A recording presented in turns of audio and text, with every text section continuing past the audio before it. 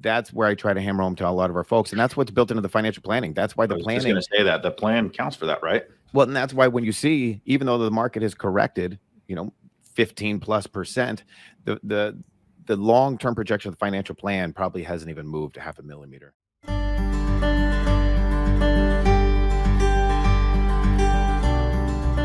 It's unbelievable. So one other question that we get that we didn't hit on is, what about the people who maybe are coming up on retirement?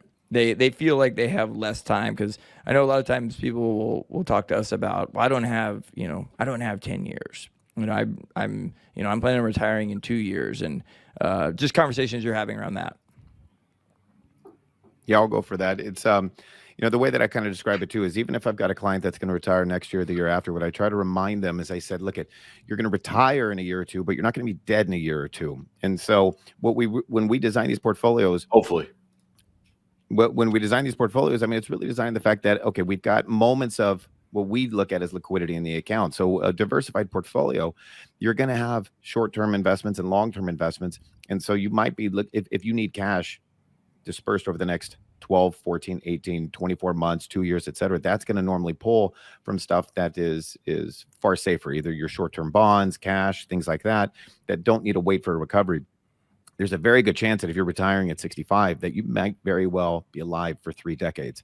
If we look at where the stock market was 10 years ago, 20 years ago, let alone 30 years ago, the portion of the money that you're feeling the most pain on today, it's quite likely that you're actually not going to touch that money for 15 years or longer. And so that's where I try to hammer home to a lot of our folks. And that's what's built into the financial planning. That's why the planning. I was just going to say that the plan counts for that, right? Well, and that's why when you see, even though the market has corrected, 15+%, the long-term projection of the financial plan probably hasn't even moved a half a millimeter. It's just because that's entirely normal. And we know that when we're going to take disbursements off the account, we're taking from the stuff that hasn't gone down for the most part, or at least not gone down that much. Yep. And so the stuff that needs to recover and will recover, we're probably not going to be touching that money for many, many years down the road.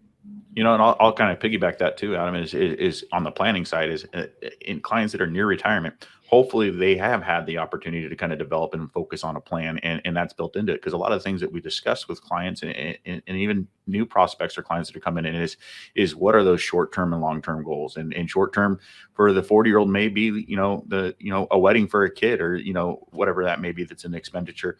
Or short-term for the client that's 65 is, where's my income going to come for the next, couple of years. And so building a plan as well as a portfolio around that plan to say that, like you said, Jason, there's short-term aspects and long-term aspects to that portfolio. And with 20, 30 years in retirement, I mean, I go back, look at 2008, the market went from, 15,000 to 8,000, and where we're at, near 30,000. So, there's those fluctuations and drops, but the money that's invested for the long term, we plan for this volatility, and usually, staying the course is where you actually can grow your accounts and achieve those goals. Kyle, imagine if your client retired in 2007 and put all their money in the market the day before the financial crisis of 08. Mm-hmm. Left alone, they'd be more than doubled, and they're now just in their 70s. And so that's kind of the story where I was going. So in those first years of retirement, they're going through the financial crisis. Well, then they leave their stocks alone. They're living off the cash, living off the bonds. Go ahead. The plan's important too, because it gets them away from, I mean, believe it or not, almost nobody really wants to beat the market. But if they don't know, if they don't have any idea of what they're supposed to be doing, those are the kind of things that come out of their mouth. Like, well, I want to make a certain % return. I want to beat the market. And the truth is, the market is not going to get you the things you want in your life. It's getting goals and figuring out what level of risk you need to take, and what amount of, what amount of assets you need to get the income you want in retirement and do the things you want to do. In most of our clients' cases, they've obviously done well, and they've saved money, and it's time to enjoy some of those things, some of their bucket list items that they want to do. So the market performance, like Jason mentioned too earlier, typically doesn't detract from that, because it's already built in, and it gives them a focus on what they're really investing for versus, beating the S&P or having half the risk of the S&P, whatever. Those aren't real goals for people. And those are usually the ones that want the market level returns with a lot less risk. Yeah, I want something really nice, but I want to pay nothing for it. Right. Or I don't want it to fluctuate either. Just right. And I don't want it to move at all.